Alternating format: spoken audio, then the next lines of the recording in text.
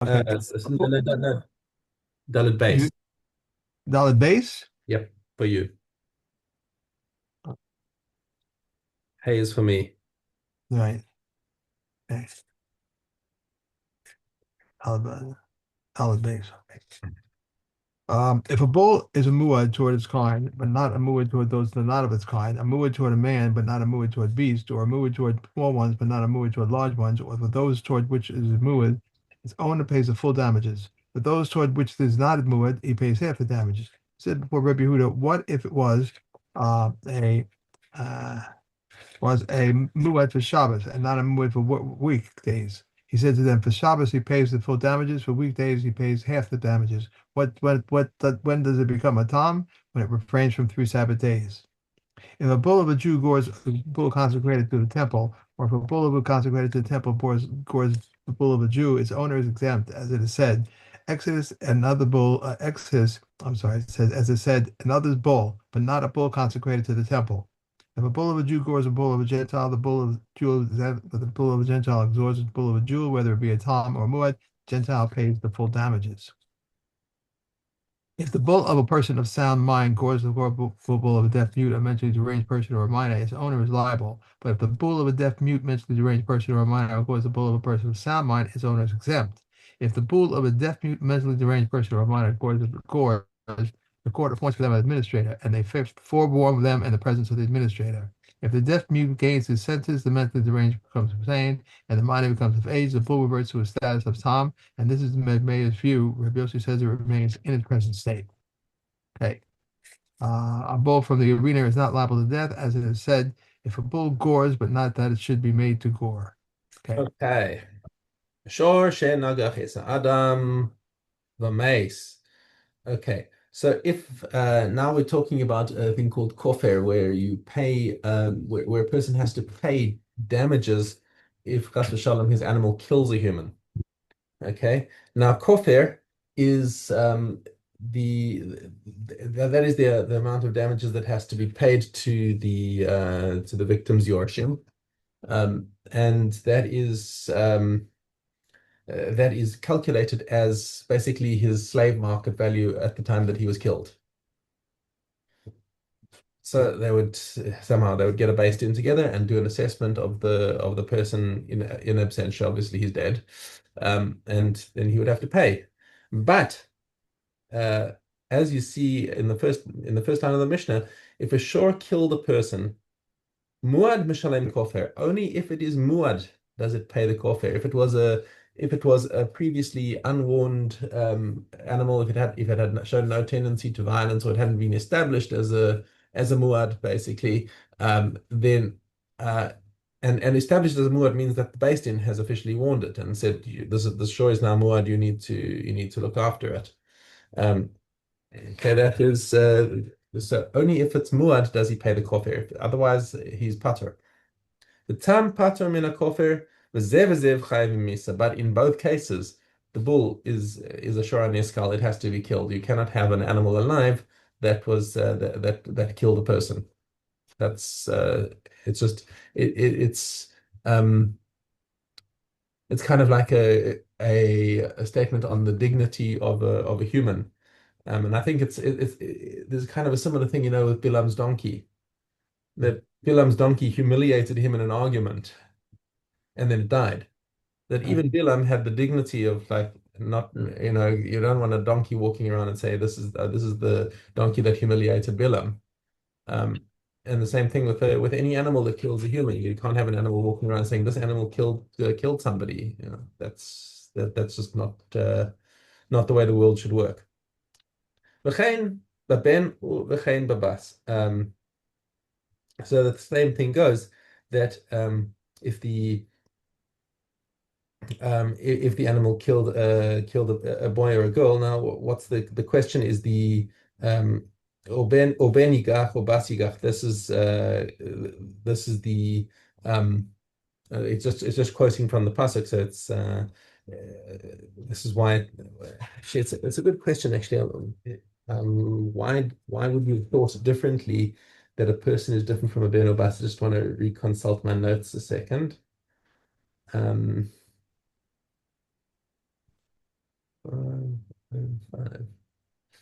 Um, וכן בבן, וכן בבas. Um, this law appears in the Torah whether it gores a boy or it gores a girl. It could have been thought that the ox is not put to death, nor does the owner pay kofar if it killed a minor who is not yet obligated in mitzvahs.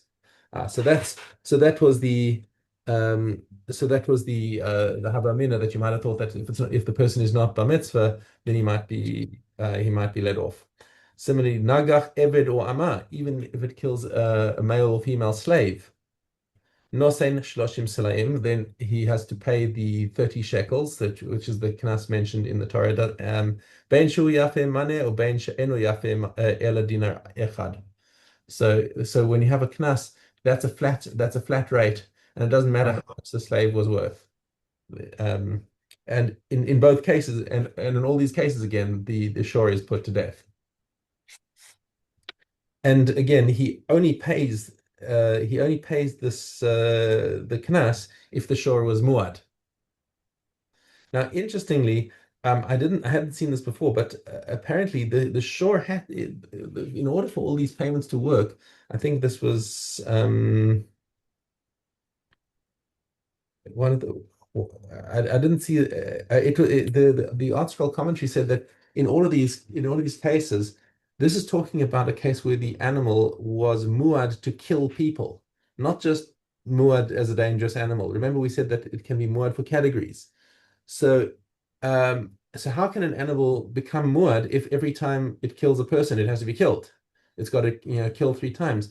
So what what could happen is that it was sentenced to death and then it managed to escape and killed again, which makes it. But then again, how do you? So then you have to call the owner in and say your shore is muad.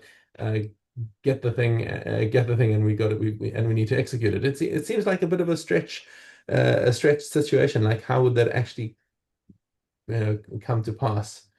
But nonetheless, you should. It's a difficult situation to say that you would only have to pay the fine if the animal is muad, but that's what we see explicitly in the Mishnah over here. Um, Anyway, Mishnah Vav. Shor shehai mischakech bekosel. What happens if the animal was innocently rubbing itself against the wall and the wall fell down on top of a person? Nafala Adam. He's pater. All of these cases are going to be pater in over here because in all these cases it did not intend to there was no intent to kill the person. Niskaven laharogis habahema v'haragis adam. It was aiming for another animal, and the other animal stepped out the way, and there was a human in the way. Okay. Or lanochri, or v'harag ben Yisrael. It was aiming at a non-Jew. Now, it wouldn't have been. It would it in all these cases here, lanafalim. If it had been, if it was charging at a premature baby that was dying, and it was clearly not a ben kayama. So Right. it wouldn't have lasted 30 days. So that's not considered, you're not chayiv misa for that. And so you might have, so in all these cases, Vaharag ben Kayama and killed a regular person, in all these cases, the shore is patur. It was it's only chayiv if its target was somebody for whom it would be niskal. Shor ha'isha. What happens if the shore belongs to a woman, shore yisomim belongs to orphans, shore apatrophos, or it belongs to or it's being taken care of by a guardian, shore midbar, a wild a hefker animal, basically. Shore hekdesh, shore it belongs to the temple. Shore hagershim meisra lo yorshim, or it belongs to a ger who died without yorshim. In other words, it becomes hefker. Hare elu chayvim misa. If any of these animals that killed a human, they are nonetheless chayv to become a shor niskal if they killed anyone. It doesn't. So what we're saying is it doesn't have to have a regular owner. Says the Tanakama. It's a thing that attaches to the animal itself. If you've got a wild bull that goes and kills somebody, it must be put to death. Rabbi Yehuda Omer Shor HaMidbar Shor HaHekdesh Shor Gershom Meis. All those cases where it is a hekdesh animal, it's actually pater min amisa lefisha ein lahem balim. It has to have an owner, says Rabbi Yehuda, which he derives from a pasuk. Um, it's not quoted in my Kahati again. I must take a look at my art scroll. Um,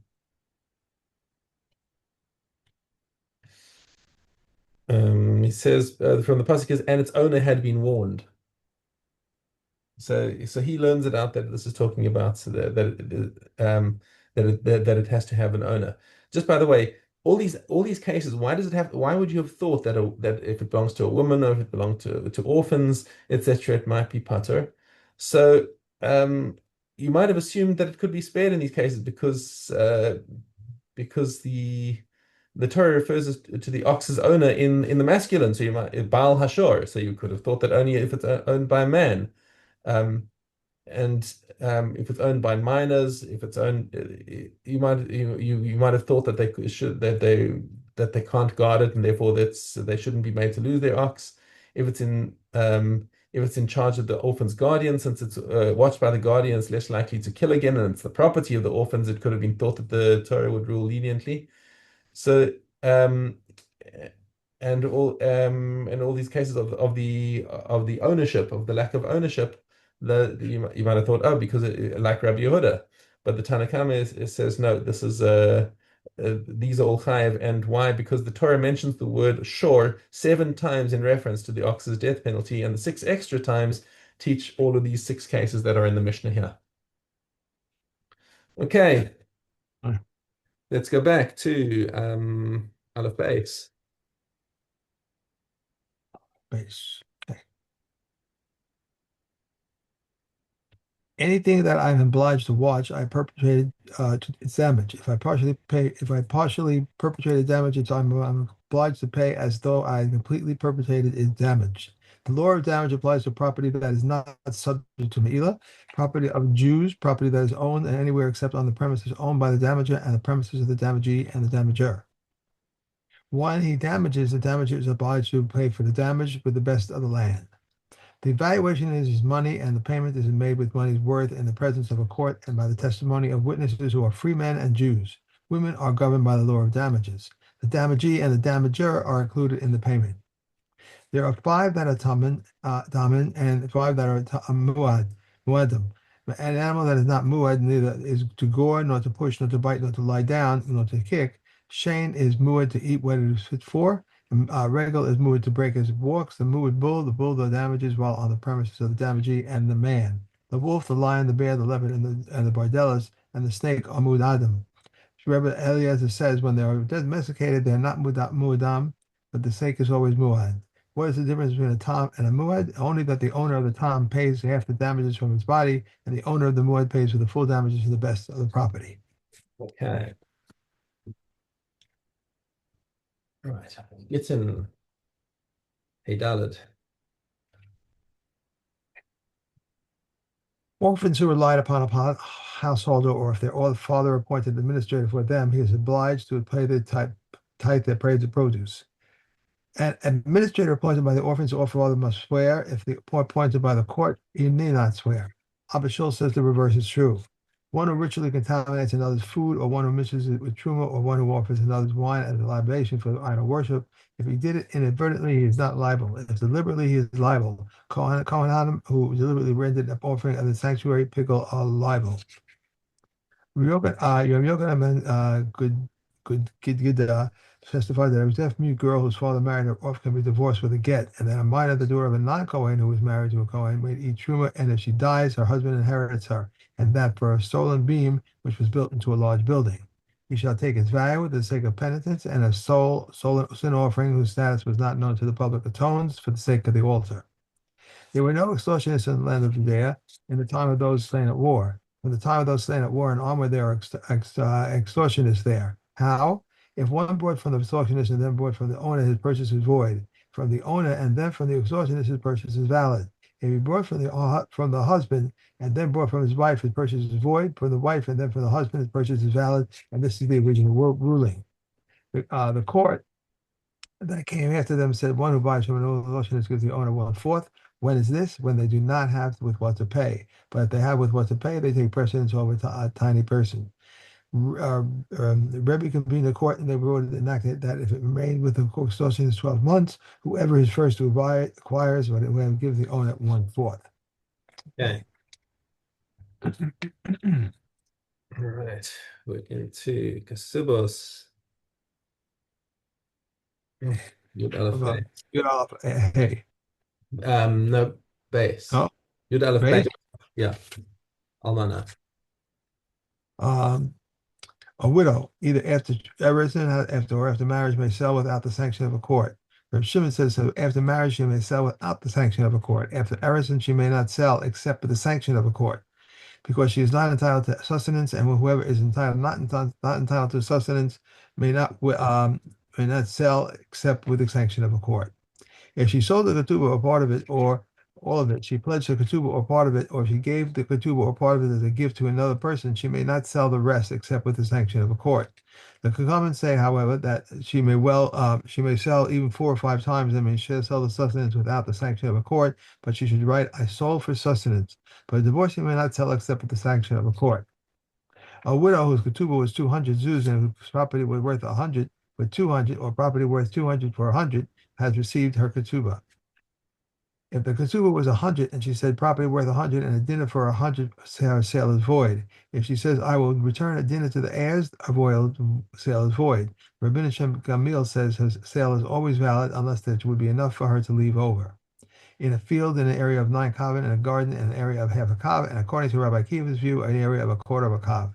Her ketubah was 400 zuz, and she and oh, was 400 zuz, and she let's skip the page here. And she sold this one for 100, this one for 100, and the last one probably worth 100, and a dinner for 100. The sale of the last one is void, but the sales of all the others are valid. The Okay. appraisal of That's it. the, That's it. the okay, Okay. and Yeah. okay, vav. Five groups spent the Sabbath in one mansion. Beit Shammai says an error for each group. Beit Shammai Hill says one error for all of them. They agree, however, that when some of them are quartered in rooms or upper stories, they need an error for each group. Brothers or partners who eat at their father's table but who sleep in their own homes need an Arab for each one. Therefore, if one of them forget to contribute to the Arab, he must nullify his rights.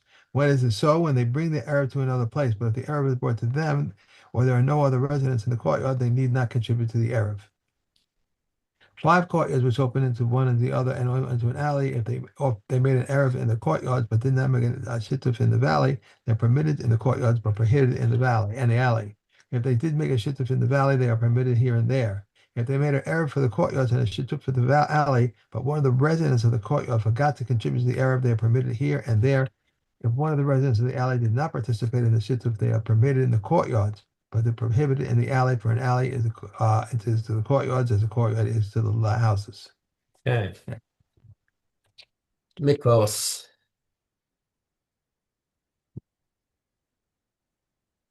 Gross. Okay. Um, Tesvav.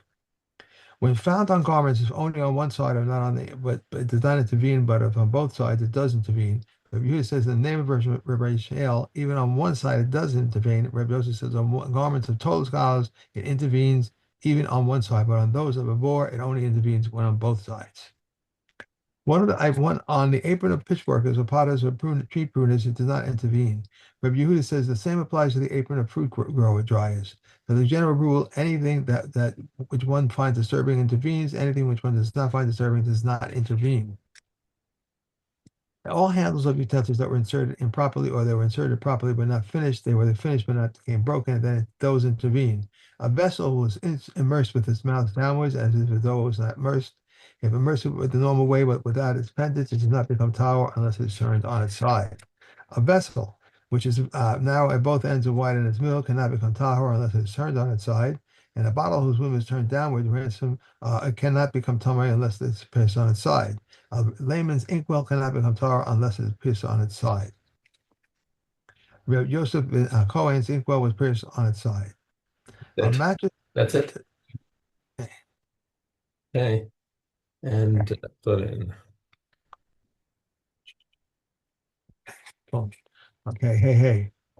The rennet of an animal slaughtered by a Gentile, which is nevela, it is forbidden. If one curdles its milk in a kosher s'more and has enough temper or flavor, then it is forbidden. If an kosher animal suckles from a trefa, its rennet is forbidden. If a trefa suckles from a kosher animal, its rennet is permissible because it gathered in its insides. There is a stringency in Caleb over blood, and there's a stringency in blood over Caleb. The stringency in Caleb is that one is guilty of melee on its account, and one is liable on its account from pickle left over, and well, tumor, which is not the case with blood. The stringency of blood is that the prohibition of blood applies to domestic animals, beasts, and fowl, both not kosher and kosher, whereas the prohibition of Caleb applies only to kosher domestic animals. And hide the gravy, the spices, the shreds, the bones, the kidney, the horns, and the hooves combined to convey the tumor of foods, but not the tumor of nevelas. Similarly, if one slaughters a kosher animal for a Gentile, but it still convulses, it conveys the tumor of foods, but not the tumor of nevelas, until it dies or until it chops off its head. Scripture has provided for more things that convey tumor of foods that convey tumor of nevelos. But Yehuda said shreds that were gathered together, if there are the volume of an olive in one place, one is liable on its account. Yeah. Okay. Oh, we actually finished the whole group. Okay. Yeah. I like a book. Okay. Have I'm a great day. All right, thank you. Bye.